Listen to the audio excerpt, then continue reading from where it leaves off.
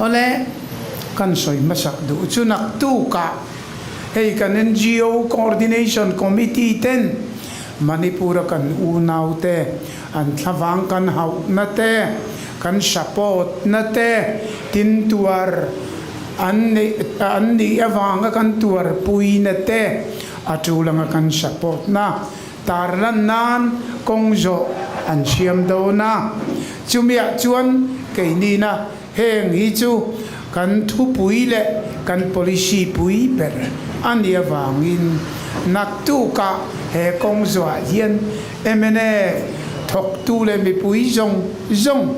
atam theyang bera a support na nei turin kal khom ni sela chumia tan chuan kan namrun po kan khar bok don ani ti chuan kan thei topin hei tran kan langa kan policy local to khami ga serengin hei kan kalpui zel dan tur po pathianin rem aron ruat don ni in kan ria ani hemi thua hian kan soidu chu heta hian voi khat chu ka soi to a mundanga po ka soi fo thina Manipur Chief Minister Birinanen boitir lai kanin biak khan rorel na khat nuaya kanom turani ti ngai tuana local hi chu tun huna Manipur mi zona thak tele meite ti inkara buaina lai hian tirik to lo ni sela lo soi to lo ula athakho mai abawruak atisanga atia kei chuan birenji tun nayakan soyen ni lo sang khat zakwa somrugle pakhat October ni som ni le pania MNF apian khan mizona khat zong rorel na khat noya khom kan tum alo ni dai to a kha kum kha bire ne te pian kumani to a khata tang kan voini kengin kha kan polisiania India sarkar ne kanin biak na po hengi kan tirik le kan nornat ber ani tin kasit ani tuna tirik thar ani lo pulal denga hova emene antin achanga an polisi pui ber kha miso na thak zong rorel na khat noya hi ani a chu rambuai main kan champion puya rambuai nuwa kan uma silai nen Manipura kan kalpuya kanin kap mu pa rorel na administration po kan bazar para kan northern area chin po aminga run area Mizoram chung tuna Mizoram chung hau run lu Manipura kami mingkan run area solam cuti kandi cuta area secretary masaber cukani kandi si de poisa peturin hilaya barmakal tangin Manipur kaltangin keipo kazin zak kata tangalo kal kanin biak po riko ta thap kanin biak na kan riko paragraph close som pakhat na MNF delegation te chuan mizo na thak uninhabited area hi rorel na khat noen turani Mizoram state thara chuan turani anti India sarkar IO te chuan hemi thua chuan Indian constitution article pathum nai asoi veka kainin comment kan nei no antia khatapo champion puit da khap to kandi juventu na ti ceremony lo kum som ruk chuang kal ta changa kan lo thu thung pui to kha ani kha kan riat non le tan kan soya ama ero chu ka soi to thin Rajiv Gandhian ani le hei pulal ding Manipur in unau tenen rural na khat nu econom turani India in soi jing le in soi sakate yan vangoi tlat si ve mole tia kilaman ngoi tlata asap jeka alu teilava Indian Constitution article pathum nangin ami puite nan du thuan soya an champion pui turin keinin vapar lui nilavin impose vapar lui nilavin anma ni ina anron au pui turatan kha kachu kanda ta ani chu voin ni theng yan akal dan alani ti chuan Manipuran buai khan anan kal khoma kong tin rengin aliamathu talutuke ram khata chi kandi talo tlang ramami tele Manipur mei teite tinan au nuaya amairo chu mumal takin an ai o ho tu ten kha ka resolution a khovel ma au puika a fum fe thei meu ri lova tunai ro chuan Churachandpur le mundanga po separate administration rore na danga kan omangai aranga kan omangai ni tika mi pui na nau pui ta mup maya ta tangkian mi pui o atangin a local chong zel tura kan ngai khalai kha kan soi pasa ani adop le chuan Manipur changa kan unau ral tlante Myanmar lam le Bangladesh chu atlemin akal de uletwa kha ka chu kan soya avoin subjecta han soiri ri lo ila Manipur changa kan unau ral tlan lo kalte ke ni chuan kan eile in eyanga kan in le in inanga kan theito pin in mamo lo pui chewa in unau den in ral tlan in ni nahi lo don son cheu kan mangai chewa wangin kan tumani kan tia chu nen chuan kan lo dong song ani a chuwangin India sarkar po nimin po Home Secretary nen kan in biak na telephone in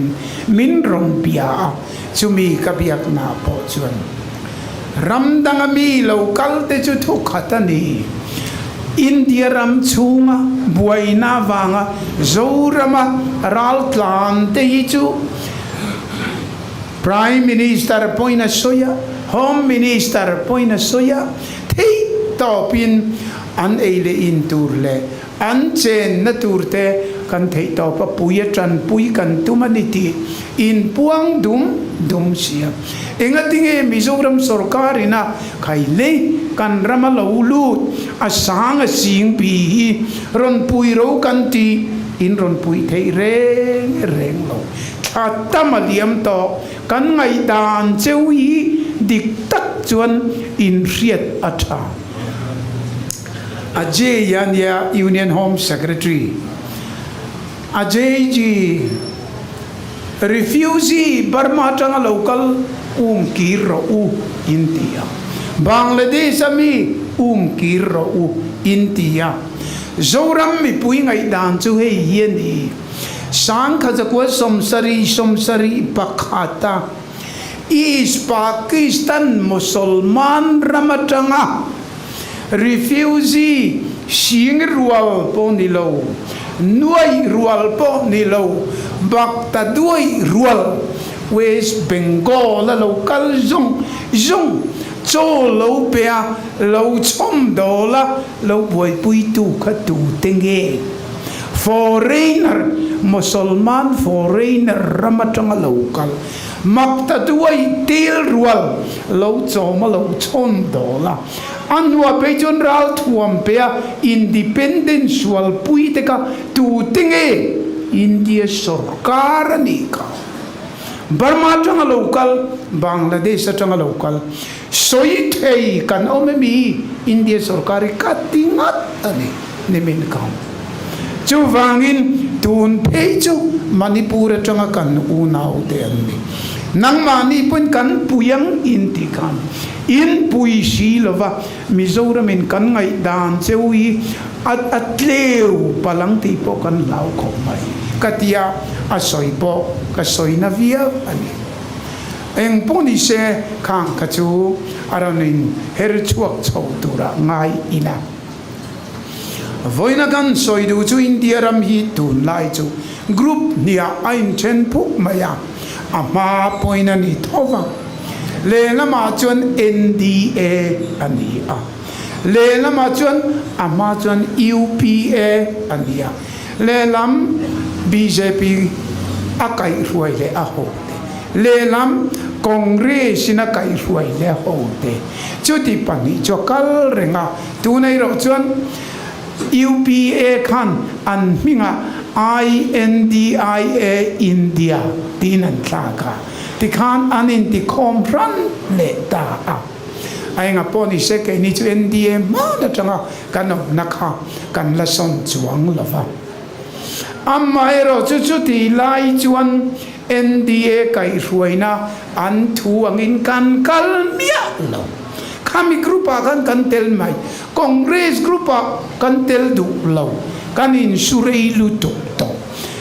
kan political mail malian berlemin sob chetu berju Congress anni tun ma zong in kan ria chu wangin kami te kai ruina kan dam na chance kan nei lo re an mani do tu group lama kan tel mai ni ma se policy thua de thil dang kami te thu in kan kal lo reng ke ni chuan policy net kan nei pathian le kan ram ta kami kal tura alo kal pot chuan sap trong in soila issue based a thu thung pui lo ka khe local dana zirin kan supportin kan do mai ni chu ven tu na po enula uniform civil code anantia NDA chuan kan kan du lo reng open devin NDA thuin kan lo reng kan home minister puchaman hausa aron puluta sorkarin he uniform civil code tun NDA ina andron champion pui tumai kan du lo Mizoram in kan do tin MLA zong ina pastor in kan sorkar home minister hausa aron puluta kan pas kapa delhia kan te kavek an thu hian kan lo reng tun naya an kalya kein chief minister MNA party president ni bokin lekha na tokin kaziaka India prime minister nena in uniform civil code tichu kan do chat do kan du lo reng kan tia kan keini chun kan do tok mai ne wai shin takin kan do tu huat thu ni su sela anan kal khoma NDA anan kal khoma hian keini angado huai hi an lo re modian in faksiak ringot an kal keini chon kan du lo reng an tia hausa kan pasa chief minister in prime minister nena ziakin katena TV kan te dar chum chu wang ke ni chu pathian le kan ram tan ti tu kan nia wang in tu control ma in kan omlo a issue azirin amaro chu ram development atian ikalang utia thataka khatia keinin kan hua chon thatakin kan kalho a group nia chon khoya mo jok jok telanga congress lama ka chong kan du bok si lawa lena ma kan telanga ma se uncontrolling kan omlo MNF chu a policy in Mizoram le nam le sa kwa hum him tura ding aniameng kamia kachuan NDA anilo le UPA BJPA khalamin min control lo re kum samruk le pathum de tho Huay sen taka kan lo champion pui kan champion pui chat chu wangin MNF ten in riatur kan riatur chu keini chu ngoi ro delhia khu sanata dal an sarkar tatlat i sanata ve me uti janata ngut kan nivelo Congress an sarkar le tatlat mai i Congress mengu ti kan nivel kan ngai ren MNF somruk pakhata tanga voini tengin kum somruk chuangi pathian le kan ramtan Mizoram Mizonam kan sakwa aral natura nun na sang tam seng tu ka kan din na ngaya kan la tingra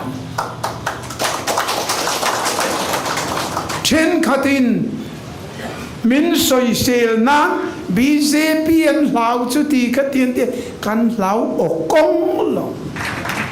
en ila asorkara to en Burma changidan lo refugee lo chuk tha government of India nengeti norki ro push back ano Nagaland laminemo Manipur inemo aramria kachuan pipe pupe antingam laure keini chuan hausa CM kan nor kirdon lo chole anmamo kan pedon ti kapuang ani BJP Prime Minister thu in kan kallo Zoram le nam le sakwa arong khoi don pot til danga chon thataking kan to puya amaro kan nam survival a chuan khata khan ka puanga ka zukala po hita ral saya puang kanilo Prime Minister Modi ma Modi ji hita po ka soito chin kha kan pan nia ka impiak na kanu teu nau hi mi papani mei che patian nia mi papani Burma noma mei che pani hitan oma chutianga in chen chu kan dia Burma in tinge kan nor chok te yang ram khat kan nia si atia chutianga in nai chuin lo ni mo atia ni e ka angkul te chu kapu te chu Burma oma chenga thien nia kanu te pani chu eta chenga thi an nia si in tinge kan chok te yang kan mi ten nia sin katia huai sen taka Prime Minister heta officer jukti tu ka kan ni an janata dal apiang janata dal ve mai an DP du hun DP mai du hun na pem kwal kha MNF kan ni ve kan din na so kan ge chu wangin khalama chen anor bo min nor lo nor king ro min ti ka mai poisa min peru cho tur kan ti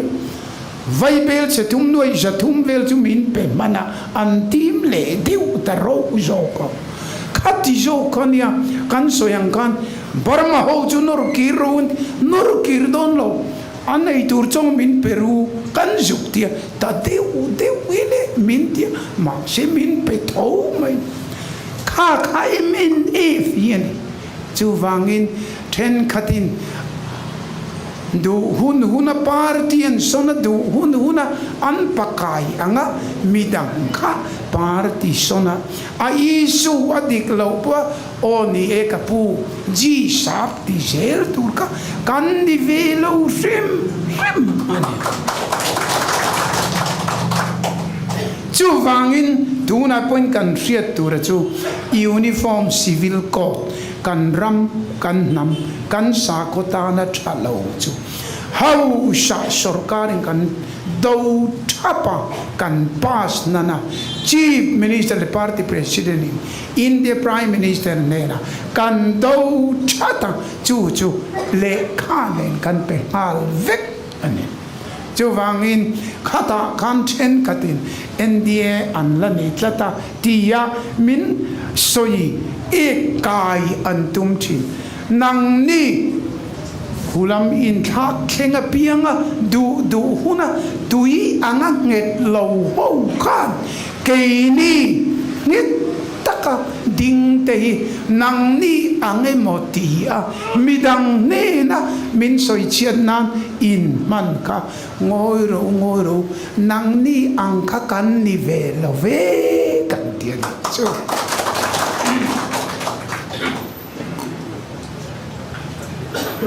tina chu la ni chuan ke ni tan NDA in om zia nei lo UPA in om zia nei lo Indian poltar in om zia nei lo om zia nei ber kan tan san thei mia lo chu pathian le kan ram tan ti khan khami khan eng kim ate vika engeni asahal khaya kan manga kanantea pathian le kan ram tan amilem millo hemietan allau om nol NDA ti po ni ro se UPA ti po ni ro se tu party ti po ni ro se pathian le kan ram tan asahal khain kan tea a in millo chang kan nol vek khatiang ti ching kan ni a alo danglam leka tuyanga nget lova albat angeni le na lama pianga tlan dual MNF ani ve lo tika voina iril dar jelangu ole adot le kan soi le chu keima ni chung kwa a engemo kan chak na turi kan cher thiam ngai kan ma pathian in remati chon November tha vela in thanna kan nei do na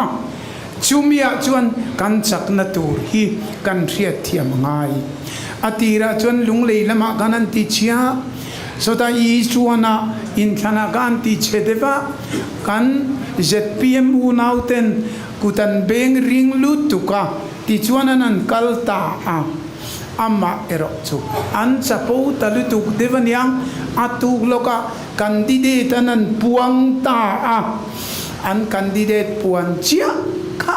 an buai na len chiat na intran na ania voin kheng yan ala reu ta jela kan riatangin ho tu keini chu kum som ruk chuang organize mumal taka party lo in organize constitution neya kalphung mu malakal kan ni nomination committee te kan om thap ani anni chu anin puat chapa ZPM ti mayang ZNP ti mayang ZPM ti le to mayang chumia ti le mayang ti le mayang ti vek an party hi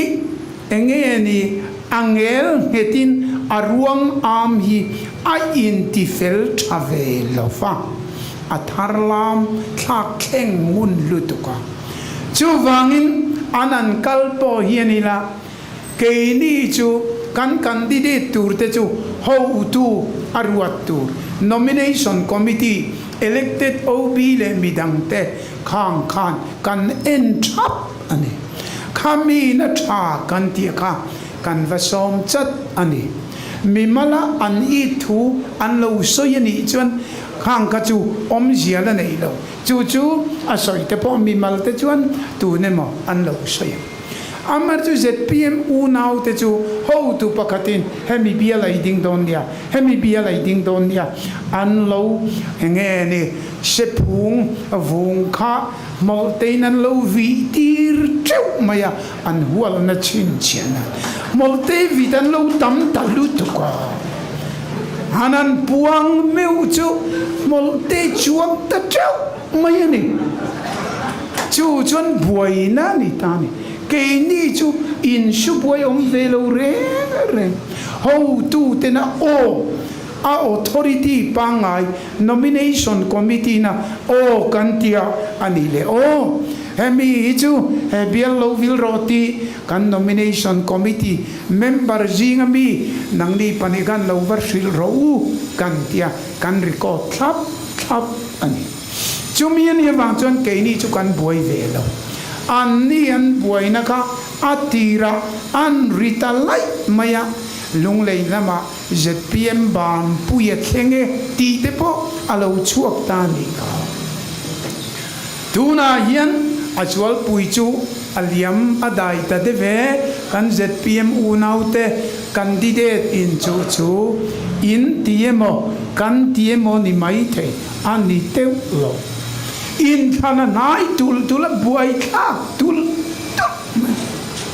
in than an nia pakhat ka sang deu do na ti chuan pakhat thelaya chingam lo thial ve la ka lo to tang ka chuan kha ka ai thei to lo reng re chu ven et ni la arei tula in thana nai tulanga an buai tul do na ne chu wangin hei ngai tua lovin aeng le kho le ngai zong hi han nga ve rim photila anu pui tur takera chu nakina kan la dapang chu ti kania ngai zong lo nga luat tu ka chuan minan pasala min lo du mang hau lo mai khatiang deu khania an ni po an lo ngai zong de du ma an buai ta ni tu na ole chu wangin adot in thana hian bo ruak ke ni cho tira changa kan kal nakha pathian le kan ramtan kan economic policy a hei kan development policy a hei kan tia mumal takin kan kala sap chungin soitai la ati thazong a positive a constructive zong kan mamba ka kan kal na tur policy in than campaign a po a constructive zong in kan policy kan kalpui an ni chuan kha an nei ve lova ananti dona adar noi mai ni ho tu pakhat soine dang soi inang to sino chu wangin engle khole enge anti ta chevek policy inan kalta kongresin kanram an sorkaran opchungin anti chevek MNF po in anti chevek hana nena kan culture chevek kan moral chevek kan development chevek chialir chuwangin MNF nilo kongres nilo a sorkar ngai ni chevek a thom chun kan tun din ngai ni anti a principle a chuan that melang reng kho amar chu khati ngot kha lo ni reng lo nula ananena nu puyetan kan du chu zai thiam se kan du mel tha se kan du lekha thiam se kan du chung te hui khom thiam se kan du tai ma se kan du a tha zong krisel na po nei tha se kan du khatiang nula ka chu an lo om chuang mang hau zai thiam po kan tlak chaman lo nei mel tha point tlak chaman lo adang zong chevek anito tia vo per ve potang chu ta chen ke ni chap hitlak kan ni ti kha an policy nan kal pui ta ni ma sila kha ringut kha lo ni lo ana nena kong tha zong he ram development infrastructure kal zong han in ila chevek chua ringot mai ka chuan ilo ram nuai kan online kan SA te staff assistant ho an kal khoma ho tu te ne enge kan thenang enge kan du I soi tiang an tia sal mo ya lo dinga ka du ber chu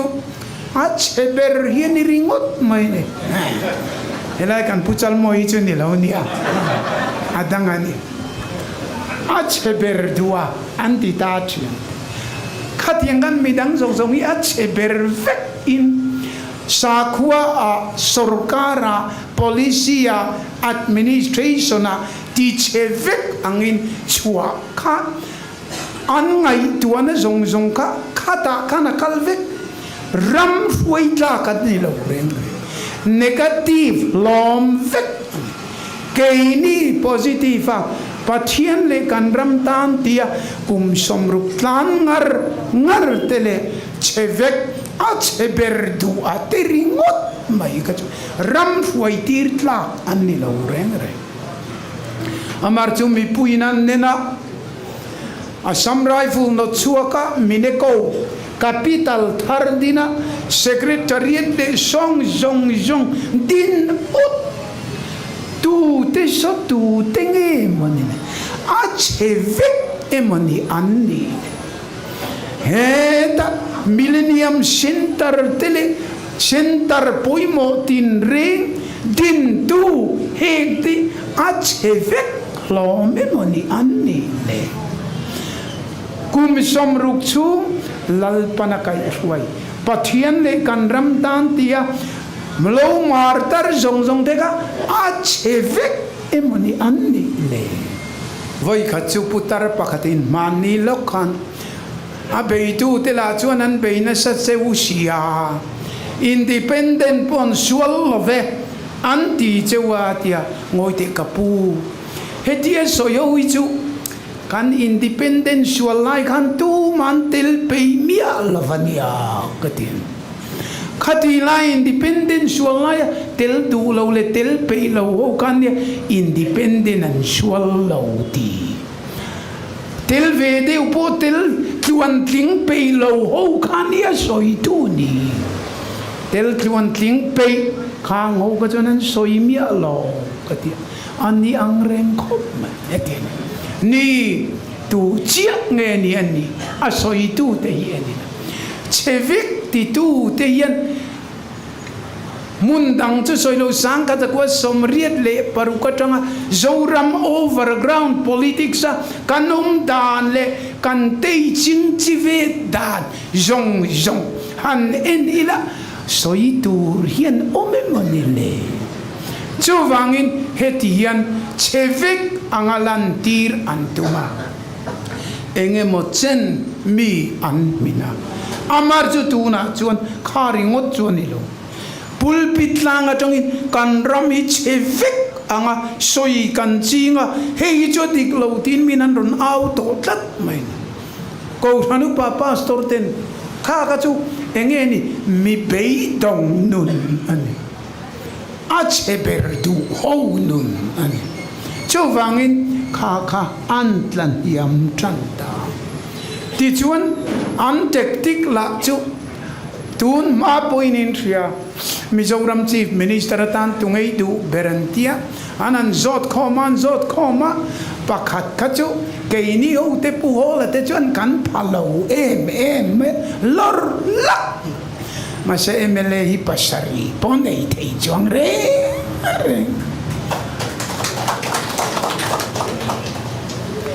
kami tactic bukan atau tak tungai sarkar irin ani atau tak tungai sarkar irin nanti kan environment atam berza somriat somkuakan ZPM sarkar ring de veka kan lo mua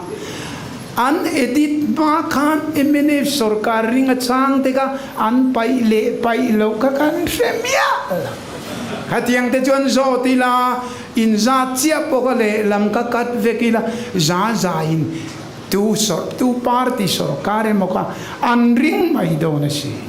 mania kapiala atakin anvazot via za som sari som riat som kuakan CM bial ni kan don ti vek vetung mo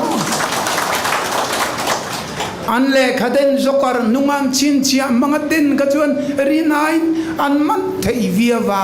khami man to lo china ka chuan rinain an buai ve tlat chuwen khang zong song poka lo ria ang chu ti chuan tu na chuan an buai ain chan ve tak tak ani chu wangin adota hian mi in ananen wang chuan MNF kum somruk chung lalpan avento antisena he ram hi leito patsan ngai lo tui ang nget lo va party danga du du juang kai jung ni lo nget ti kan ramin kan mamoni minanti chuvan adota chuan MNF nge hi a sarkar le don ti mi thin lunga tuna chuan angit le to ani an candidate hi bel chiang ila an der thong tul chuwangin tuna chuan ati chetu hi MNF ai main an ma ni len ma ni anin ti chet tamani chu kan ria ta ei an ti vir chak de me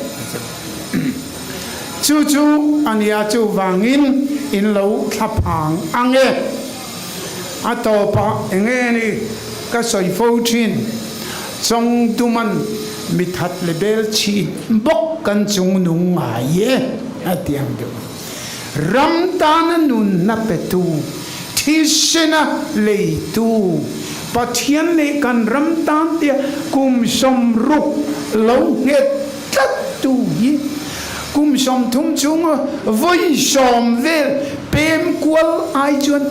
an chung nong le nge thi ole chu voina kan ria ta cha adop le kan soi le chu mi teneng tin nge mo min mu le Burma an buaya refugee an local taka Bangladesh an buaya refugee an local taka Manipur abuaya refugee an local taka tu tengen ron bel nam thin lung pu te nien ron bel ni du huna BJP thei mai du huna janta thei mai du huna AP thei mai du huna chumi party ni le mai tu mar siet lova gau hatie tu te mo juberi shu te andron pan lo re andron pancho pathian le kan ram tan ti tu te open taka prime minister andiamo home minister andiamo India NDA andiamo he kan nationalism champion na thisen singam ngit takading khakhanian ron pan vek chuni chowangin Burma kan unau te zong Manipur lama kan unau te zong Bangladesh kan unau te zong engen soi MNF hilo sarkar lo ta ula kan tun huna hian BJP te lo sarkar tas du chang thei party te lo sarkar tas kan van buai to chuwangin kan rin ngam kum somruk chung in policy ngaya ding tlat ngit takading tlat hemi in sarkar wang hian kan lo kala kan Jerusalem kan tia ramri kan ron ka na tangin kan thamuang ani anti kan lo champion pui reng ani ni china ka soito ka kei ni lovila modiete hlau em ni sila heta hian du chang thei lo sarkar sela chuan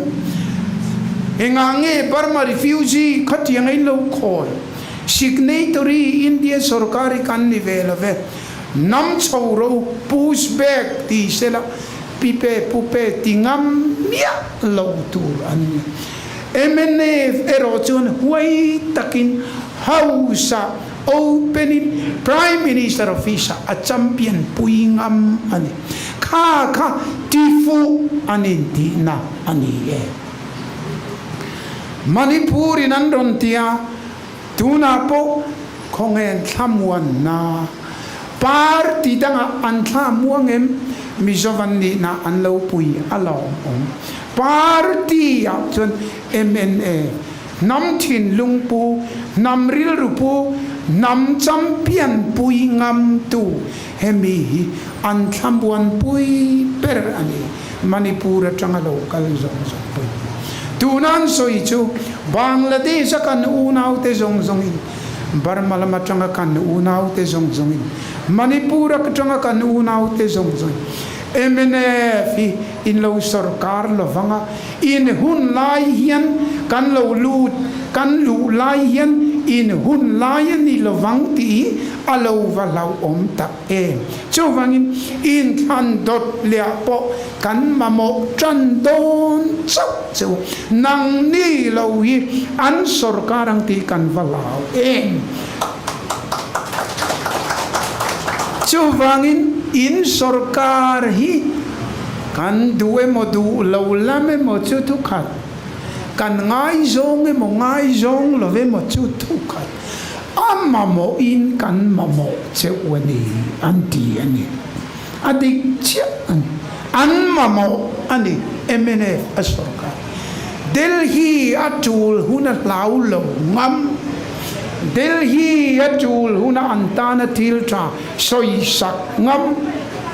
atul huna Delhi ne na huai taka engkim ken ngam du chang thei nilo sarkar heta hiana om hi Burma unauten an mamo ngoi siam pontuma Manipur tanga unau local ten an mamo ngoi siam andua Bangladesh tanga local ten an mamo ngoi siam po antumani chuven pathian po in heng zong arwala an khentir nahi engemodi tum chu an nei Burma longa kha tien buayin etian refugee local chukta lok ngot chuni se thukhat alani amaro chu Manipur ahauta permaite antile zelo Bangladesh refugee hautak maite antile Tripura tlang mianan ikle fai to ku chimle mar chakle thanga kha alo thlen na chan pathian rem ruat thi tongkam moilo ni su se heng zong an thlen tir nei pathian hian anin leithil ti ani hau lo eng kim musa rem ruata khal gol tum na neya heng hi ti che ani covid thlen tir te a Burma remna kheng lek to buaya an lu tan lo chuk Manipur an lo kala Bangladesh an lo kala tichuan harsana chitin rengin zoram minan nang ta heti laya MNF kum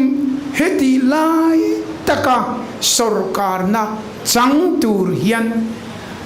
ati retanga pathian le kan ram tan tie ding he tlat theu leo ve ngai lo tui anga der thong ni lo nge tlat khami kha sarkar na in lo nei hi mamo katia wangin sang ni som pariat in thana khan chu that majority in ka sarkar tir che upa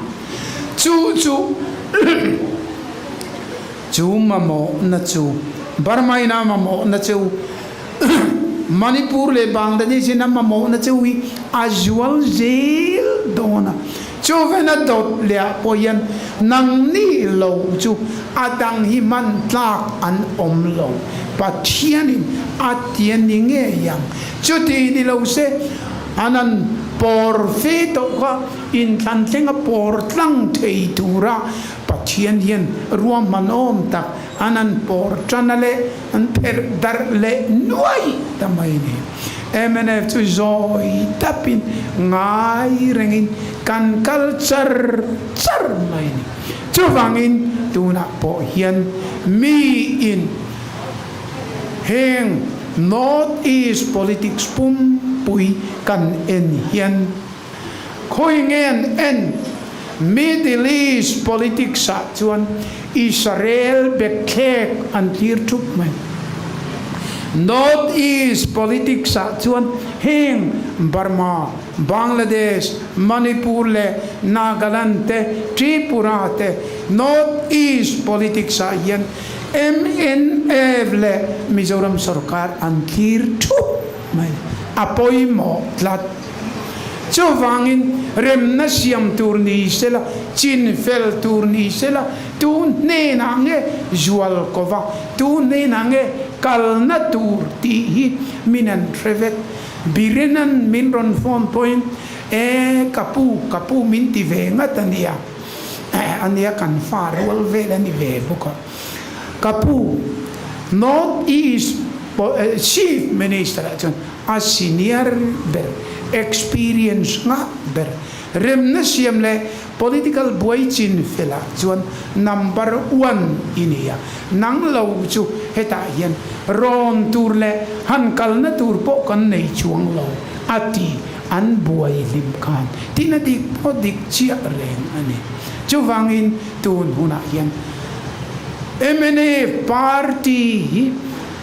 kan chevel zong ina beise na ne na min kir thuap lai hian thin lung lo dau na emo in lo trăng lavange trăng reng su pulal ding atena huai tira trăng kan har sana tam tak omma se din chua achingani pathian chan pui na in chu wangin sap tongin kan senga pathian chan pui na in it has the habit of survival dam chua pathian chan pui na in kum som rup chunga ti thin le ching thin an chu tiang an ye wang chuan kan mai in than na lo om tura yan thian te ta na lok a chan pui tu ni lova mani lon na kung soi nging pola in lo trăng lavang mani lon na kung soi ngin chi ni a lok lo khop maya kung le na ma valon ma se ka nang ni ka in lon na ka nget lavania soi ma ula ang ing mai ang tia han soi lo ngin diu chun oni tak tak ang tia chuka pian valon an soi le ka po a lo ngin da sa zo dai a pia lon le mai ang tia ngai chi MNF in hetiam kan ting ai lo chu wangin tun ma changa kan ho tu ten kan thok tu ten chiam te ta nan tia an nun na an pe ani chu wangin thei topping kan changa kan ne anga kan sakanga atota he kan ne na November thato eniemo December thaniemo chuta chuan pathian chan pui na in sarkar na kan chang nge yang ti kan ring Burma kan unau te zong kan sarkar ram te na thei to patrangan tum Bangladesh atanga refugee kan unau ten an mangai tua an beisi nom chuna min ngai wangin kan sarkar ram te nan an chian te zong a tran lak an tum Manipur changa kanu nau local zong zong ten thei to pin tranen tum chu wangin kan lama trăng te han en te ti kan mo Elisa te hun la yem ne anan enale he ta sakor chung chuang mi lawom chu maya an lama trăng te kha anan mu meu chuan atlam wang ke ni po kan lama trăng zoram chung mi mai ni lam apo na tranga min ma mo ngoi tu te hian thei to pin tran an la ani chu wangin nam thin lungpu nge hi chu ato pa chuan an ding chuak thin ani chu ti ni lova do hun huna lem changa do hun huna tuyanga nget lova in sona do hun huna pakaya rin ngam lo ho hi mi zo mi puin min chin ve te u ti ma se ml som po i jula pe mia la vamale chu wangin he hian mun an nei lo mi zo namina kan du chu mi zo nam thu thung championa pathian le kan ram tan tia nget takadingi sarkar turin an mamo achenom ramin an mamo boka mizo mi puin an mamo boka wangin adop dia pathian le mi pui te zara MNF kan sarkar le nge do tiring chungin ho u ikal se lang u kalome